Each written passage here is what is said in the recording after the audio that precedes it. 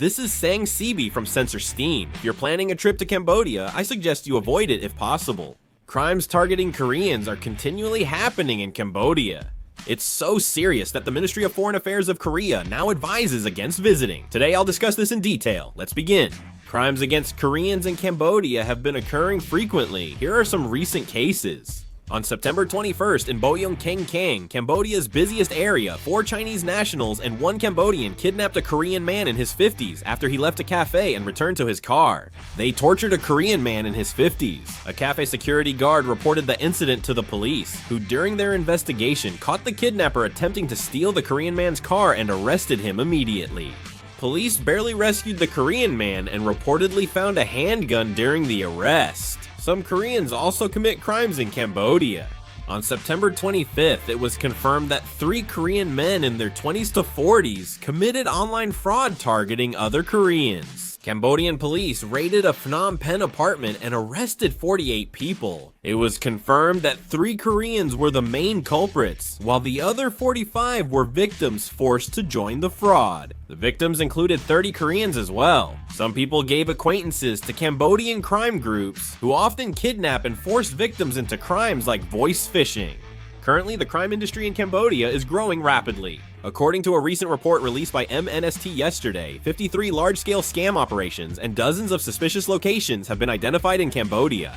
Despite being aware, the Cambodian government is reportedly ignoring or allowing this. That's because Cambodia's crime industry has a certain positive impact on the Cambodian economy. Right now, Cambodia is generating over 17.6 trillion won, or about $12.5 billion annually in criminal profits, which is nearly half of Cambodia's gross domestic product. This is an estimate from the United States Institute of Peace, an American think tank. Because of this, the Cambodian government is just letting it happen. Of course, neighboring countries like Thailand and China are communicating with and making demands to these criminal organizations. Since July, authorities have cracked down on scam operations, arresting thousands and repatriating foreign victims. Still, Cambodia continues to face high crime rates. Since these crackdowns are usually temporary and for show, new scam organizations keep emerging and existing crime zones stay intact, making the problem even worse.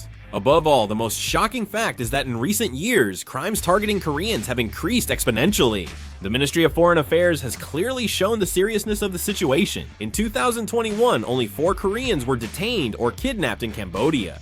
The following year, in 2022, it seemed to decrease to just 1 case. However, after that, the situation changed completely. In 2023, cases rose to 17, and by 2024, they surged to 220. And in 2025, even though the year isn't over yet, more than 330 cases have already been reported. That's over 80 times higher in only 5 years. This is more than a public safety issue. It's clear that crimes by Koreans against Koreans are becoming organized. Victims' real-life experiences at the scene are far more horrific. Well, there have been a series of cases where people have been targeted for abduction simply because they are Korean, or have been deceived by fake job offers and ended up being imprisoned and forced into labor by local criminal organizations. As things worsened, the Ministry of Foreign Affairs of the Republic of Korea raised Cambodia's travel advisory on September 16. A level 2 travel advisory, meaning refrain from travel, was issued for Phnom Penh, Sihanoukville, Bokor Mountain, and Bavay, known for high crime and international criminal groups, received a stricter level 2.5 advisory. All other regions were included in the travel advisory. The Ministry of Foreign Affairs issued these step-by-step advisories for reasons beyond just a rise in crime. Employment scams, fraud, confinement, forced labor, and human trafficking targeting Koreans are happening across Cambodia at the same time. Since most victims were lured by acquaintances or social media job ads, it's clear this is a systematic scam targeting Koreans, not just ordinary crime. The government also formally raised this issue with the Cambodian government. On September 25th, the Republic of Korea's foreign minister attended the 80th United Nations General Assembly in New York and met with Cambodia's deputy prime minister and foreign minister. At the meeting, the Korean side stressed that employment fraud and confinement cases involving their citizens in Cambodia are rising quickly. They urged the Cambodian government to take action, protect Korean citizens, and crack down on criminal organizations instead of remaining inactive. Crimes in Cambodia began rising around 2020, driven by massive Chinese capital. Around this time, China started heavily investing in Cambodia to bring it into its sphere of influence. China invested $1.3 billion in 2020 in dollar, $2.3 billion in 2021. That's a 67% increase in a year. Given that the United States only invested $200 million in Cambodia during that time, China's capital was clearly dominant. China's investments were concentrated in infrastructure. Skyscrapers rose, new ports appeared, and highways were built rapidly. On the surface, it seemed that Cambodia was enjoying great economic benefits thanks to Chinese capital. Job growth and foreign investment brought short-term vitality to local communities. However, behind that vitality, a dark shadow was looming. As Chinese investment grew, many Chinese people migrated to Cambodia. According to current estimates, about 1 million Chinese people are living in Cambodia, which accounts for 5% of the country's total population. The issue was that these Chinese people's standard of living was at least 7 times higher than the locals. The economic power of major cities like Phnom Penh and Sihanoukville soon shifted to the Chinese. Cambodians have faced a situation where they are being pushed out of economic competition even within their own country. Economic inequality caused social conflict, leading some locals to join criminal organizations. But the bigger problem was the direct influx of Chinese criminal organizations. As notorious criminal networks from mainland China, including the infamous Sama Pay, set foot in Cambodia, this small country quickly began to transform into a hub of crime. Some areas in Cambodia are called crime complexes. In these large buildings or complexes, events occur that outsiders can't know about. Criminal groups trick people, bring them here, and imprison them. These people have their IDs and passports taken away, their escape routes blocked, and they are forced to participate in crimes like voice phishing, illegal gambling, running websites, illegal investments, and managing chat rooms. They become digital slaves. Life inside the criminal compounds is unimaginable. Refusal leads to electric torture, beatings, and sometimes meal deprivation, causing mental breakdown.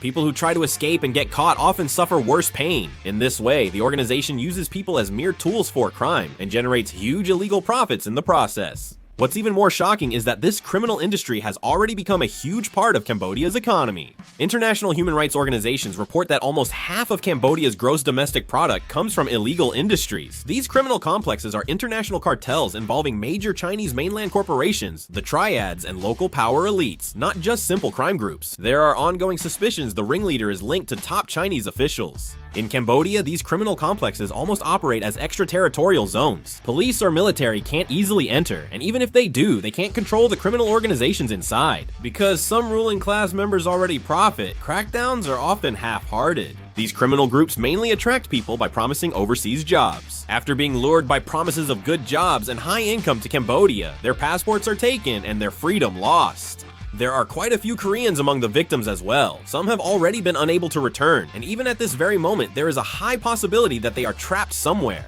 Cambodia, citing economic development, has let Chinese advisors disrupt its society and become a hub for international crime. On the surface, there are fancy buildings and roads, but behind that, the reality is that countless people are suffering after getting involved in crime. That's why, if you're planning to travel to Cambodia, I recommend that you don't go. It's too dangerous. Kidnappings frequently happen in Phnom Penh, Cambodia, even during daylight. It's very dangerous. I highly suggest those watching this video do not go. Cambodia's declining public safety is closely tied to China, and I'll discuss this if I get the chance. What do you think about the current situation in Cambodia? Please let me know in the comments. That's it for this video. Thanks.